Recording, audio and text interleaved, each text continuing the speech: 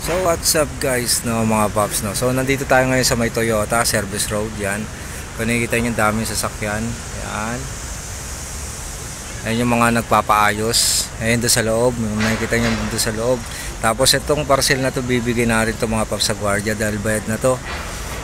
So ano pong hinihintay nyo mga paps? Let's go. Bigyan na natin to kay kuya. Ano to? Toyota Bikutan. Sa may West Parañaque Service Road mga paps, no.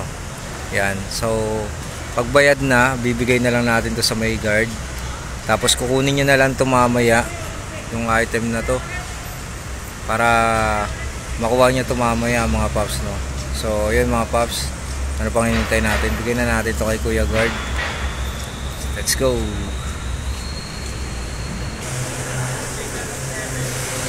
Sir, iwan na daw po kay Ma'am Agnes. Doon na lang po lalagay.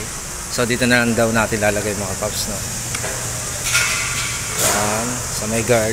Ayun yung may gumagawa ron. Yan. So ayun mga paps, no. Ano pang hinihintay natin mga paps? May di-deliver pa tayo. Ayan pa. At meron pa rin sa ating yan, sa lalagyanan. Ayan, okay. Iba't ibang iba't ibang lugar to mga paps, no. So ayun mga paps, no.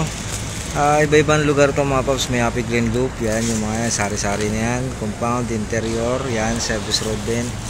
Yan, iba-ibang lugar yan mga paps, no. So pupuntahan natin to lahat para maubos tong dala-dala natin mga parcel mga paps, no.